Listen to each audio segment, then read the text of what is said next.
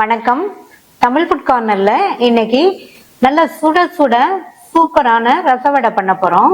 வடை ரசத்துல நல்லா ஊறி மெத்துன்னு வரணும் அப்படின்னா இந்த ரெசிபில சில முக்கியமான டிப்ஸ் எல்லாம் சொல்லியிருக்கேன். வீடியோ ஃபுல்லா பாருங்க. இப்ப செய்ய ஸ்டார்ட் பண்ணலாம். ரச வடைக்கு ரசம் ரெடி பண்ணணும். ஒரு லெமன் சைஸ் அளவு புளிய இந்த பவுல்ல சேர்த்துட்டு இதுல அரை கப் அளவுக்கு சூடான தண்ணி சேர்க்கிறேன். இந்த புளி ஊர்னதும் கரைச்சு வடிகட்டி தனியா எடுத்து வச்சுக்கலாம். 4 மீடியம் சைஸ் தக்காளிய நல்லா பொடியா சாப் பண்ணி வச்சுக்கலாம். 1/4 கப் துவரம் பருப்பை வாஷ் பண்ணிட்டு 2 மணி நேரம் ஊற வச்சிருக்கேன். இப்ப இத நம்ம வேக வச்சுக்கலாம். இந்த குக்கர்ல ஊற வச்ச துவரம் பருப்பு, 1 கப் தண்ணி, 2 சிட்டிகை மஞ்சள் தூள், மூடி போட்டு ஸ்டீம் வந்ததுக்கு அப்புறமா வெயிட் போட்டு மீடியம் ஃபிளேம்ல 4ல இருந்து 5 விசில் வரட்டும். இந்த மிக்ஸி ஜார்ல 6ல இருந்து 7 பல் பூண்டு, 1 டீஸ்பூன் கொத்தமல்லி விதை, 1 டீஸ்பூன் சீரகம், 1 டீஸ்பூன் மிளகு. இது தண்ணி சேர்க்காம கொஞ்சம் கொரகொரப்பா அரைச்சுக்கலாம். பல்ஸ் மோட்ல போட்டு விட்டு விட்டு அரைச்சோம்னா கொரகொரப்பா வந்துடும். நீங்க இந்த மாதிரி அரைச்சுக்கங்க அல்லது ஒரு சின்ன உரல்ல போட்டு இடிச்சுக்கங்க.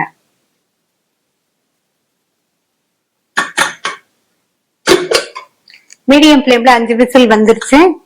பருப்பு ஊற வச்சதுனால பருப்பு நல்லா சாஃப்டா வெந்திருக்கு. இந்த ரசத்துக்கு பருப்பு நல்லா சாஃப்டா வேகணும். இத நல்லா இந்த மாதிரி நைஸா இருக்கிற மாதிரி மசிச்சு வச்சுக்கோங்க. இந்த அளவுக்கு நல்லா மையா மசிச்சுட்டு இதை தனியா எடுத்து வச்சுக்கலாம். இந்த பேன்ல 3 டீஸ்பூன் எண்ணெய் சூடானதும் 1/2 டீஸ்பூன் கடுகு, 1/2 டீஸ்பூன் உளுந்து, 1/4 டீஸ்பூன்ல பாதி வெந்தயம். இந்த வெந்தயம் நல்லா பொரிஞ்சு வரணும்.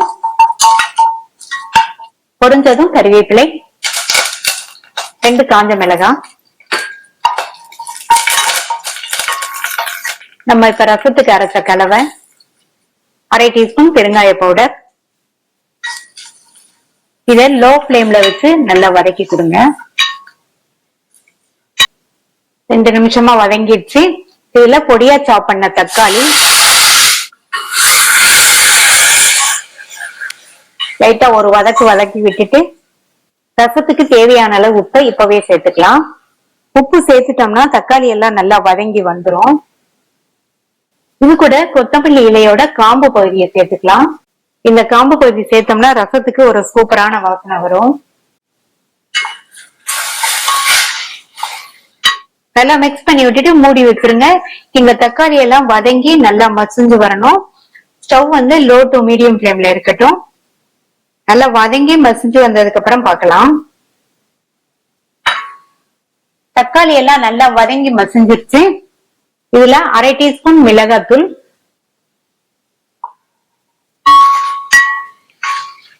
வேக வச்சு மசிச்ச பருப்பு, வடிகட்டி வச்ச புளிக்கரைசல், 1/4 டீஸ்பூன்ல பாதி மஞ்சள் தூள், சூடான தண்ணி சேர்க்கிறேன். 2.5 கப் சேர்த்திருக்கேன். செக் பண்ணி பார்த்துட்டு மறுபடியும் சேர்த்துக்கலாம்.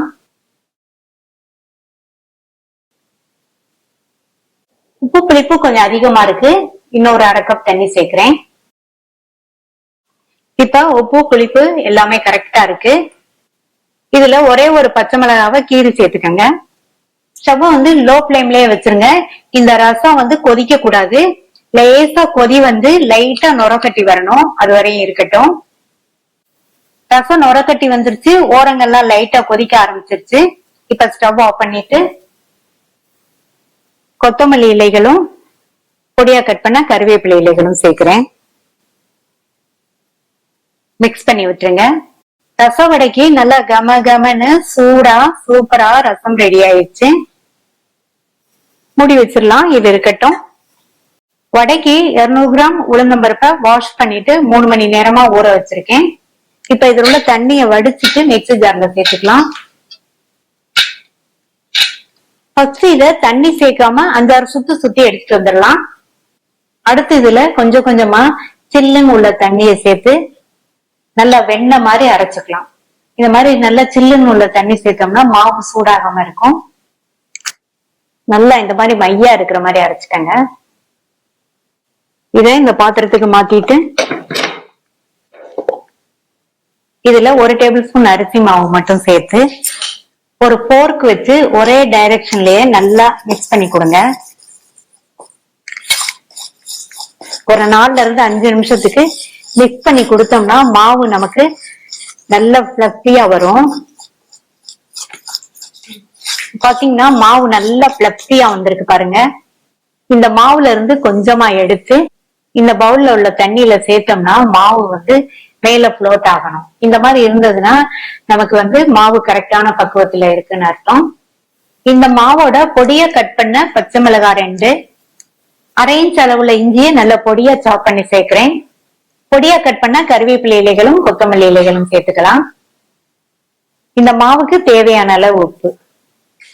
மறுபடியும் நல்லா மிக்ஸ் பண்ணிருங்க. இப்ப நம்மளுடைய வடைக்கு மாவு ரெடி ஆயிடுச்சு.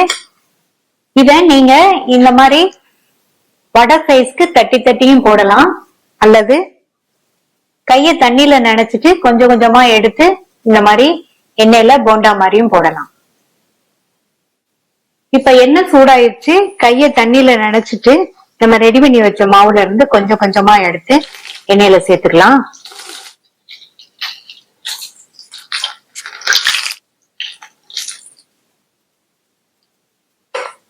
சேர்த்துட்டு ஸ்டவ் மீடியம் ஃப்ளேம்ல வச்சிருங்க. உடனே திருப்பி விடாம ஒரு சைடு வெந்ததும் லைட்டா இந்த மாதிரி திருப்பி விடுங்க. ஸ்டவ் மீடியம் ஃப்ளேம்லயே இருக்கட்டும்.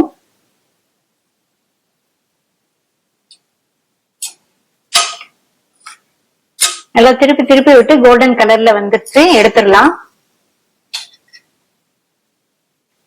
இந்த மாதிரி போண்டா ஷேப்புக்கு போடுறதுனாலும் போடலாம், அல்லது நீங்க வடை ஷேப்புக்கு தட்டி போடுறதுனாலும் போடலாம். அது உங்க விருப்பம் தான். சூப்பரான டேஸ்ட்ல ரசவடை ரெடி ஆயிருச்சு. ட்ரை பண்ணி பார்த்துட்டு உங்க கமெண்ட்ஸை சொல்லுங்க. இது வரைக்கும் தமிழ் ஃபுட் கார்னர் சேனலை சப்ஸ்கிரைப் பண்ணாதவங்க சப்ஸ்கிரைப் பண்ணிக்கங்க. தேங்க்யூ.